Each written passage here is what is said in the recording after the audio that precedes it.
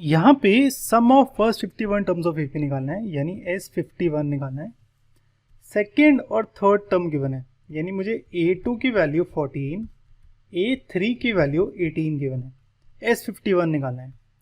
अब S51 निकालने के लिए ये होता है फॉर्मूला n/2 2a, ये n लिखा यार, sorry, plus n-1 into D.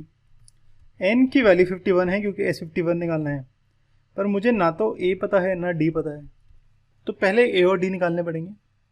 a और d निकालने के लिए A2 यानी सेकंड टर्म मेरी 14 है, सेकंड टर्म होगी मेरी a प्लस डी। ऐसे ही A3 ये होगी a प्लस 2d, तो a प्लस डी की वैल्यू 14, a प्लस 2d की वैल्यू 18।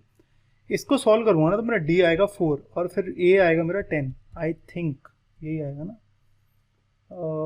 हाँ मेरे ख्याल से तो ये आएगा यार, d की वैल्यू 4, a की वैल्यू 10 आएगी।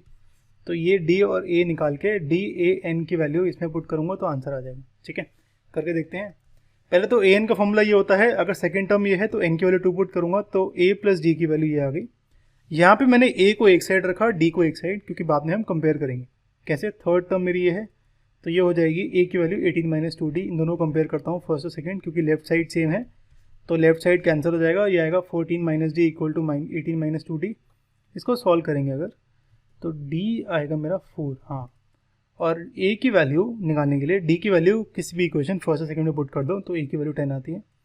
अब a की वैल्यू 10, d की वैल्यू 4 आ गई। Sn का फॉर्मूला ये है, a की वैल्यू n की वैल्यू और d की वैल्यू पुट करूँगा, सॉल्व करूँगा तो मेरा आंसर बहुत प्यारा सा आ जाएगा यहाँ पे 5610। ठीक है।